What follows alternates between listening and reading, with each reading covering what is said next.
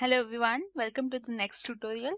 This tutorial we are going to concentrate specifically on updating a calculation and what are the effects of that in Excel. Now what I mean by updating a calculation. So currently we have 18 employees in this specific case study.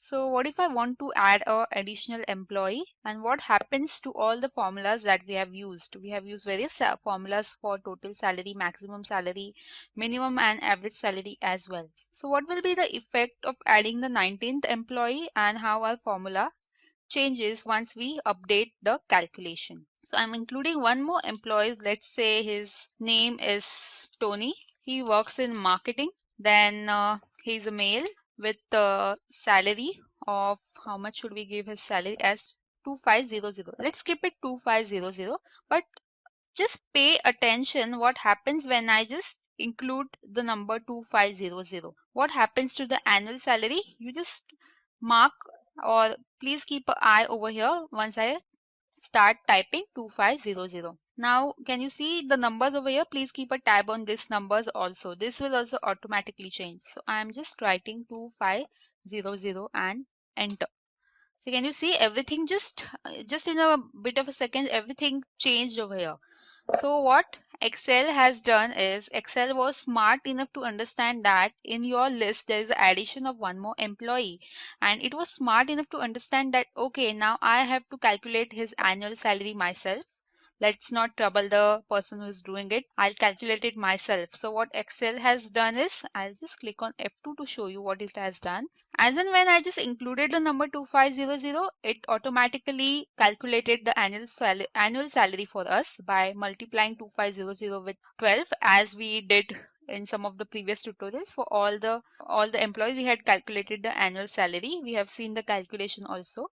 And another important thing that Excel has done is included Tony as well for calculation of total salary for everything, not only total salary. For calculation of everything, it included Tony automatically. Initially the range was still only Lydia, but now you can see it has now been extended till the calculations for Tony as well. So Excel has done this calculation for us. It has automatically calculated everything for us. Now I'll just show you something. Now the sum that we have done is for all the 19 employees.